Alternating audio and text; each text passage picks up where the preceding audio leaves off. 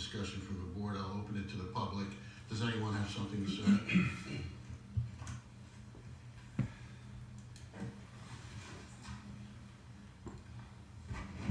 Good evening. My name is Sharon Furlong. I live in Lower Southampton, but I'm a spokesperson for the Bucks Environmental Action Group and for Bucks County Sierra Club.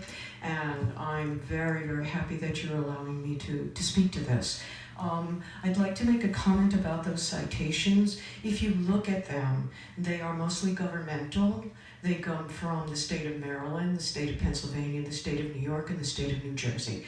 They also come from the Federal Department, Environmental Protection Agency, and Pennsylvania's DEP. They are quoted extensively here. There are some academic studies as well, and they have been quoted in the Wall Street Journal, which, as far as I know, the paper vets its source material at least 3 times, as most of mainstream media has been wont to do over the last 100 years. So that's my comment as to the source materials. Many of them are not readily accessible for people to understand because some of them are statistical, but they are there for exactly the reason that Ms. Dix said, in order to bolster a position, as well as, I believe, your last name, Linda, you said the same thing. They're there to bolster a position. The reason why the Delaware River Keepers put that in as part of the materials was, thank you, Ms. Bobrin, thank you, was in order to allow people to go to the source materials themselves and make up their own minds. I've been involved in speaking to people in Bensalem and in Lower Southampton, where I am, and made position papers based on those source materials in order to make it clearer for them. But the use of the source materials were incredibly persuasive, the fact that they were offered so that people could make up their own minds. So I think that that's an important thing to think about in terms of this. As for the DRBC, they have opened up a 2-part thing, as Ms. Dix mentioned, and the second part is the fracking activities. So it becomes very beholden to all of the groups to come and say something important about not only the ban but the fracking activities, because it's not just involved in siphoning clean water and dispersal, but it's also involved in storage.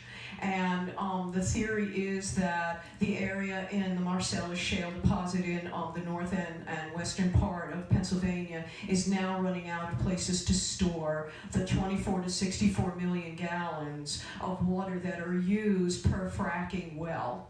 And the wells, by the way, go between 4 and 60 now, and with the average being 20 to 25 wells per fracking pad. Each one using between 20 and 60 million gallons per fracking event. Where are they going to put this? So they're running out of room, and they're looking at the entire 197 miles of the Delaware River Basin watershed area. And that's part of what I think, and a lot of us think, that they're looking as and why they want to promulgate some form of regulation, because the group is looking for storage, not just taking clean water or dispersing it, but actual storage. And if you've seen what has gone on in flood conditions, storage of open pits, which is all that they have right now, is easily destroyed by flooding. And that's the next piece that I wanted to say. So I think that's something that you need to know. And as for the DRBC, what does it matter if you give this opinion to them or not? They really value you folks more than they value me. So I can make and have made many comments to them based on all of my research as well as representing the groups who have over 5,500 people in Bucks County alone. But they really love you. So if you come out and say that you're against it, it's going to hold, excusing the pun, way more water than mine. Thank you.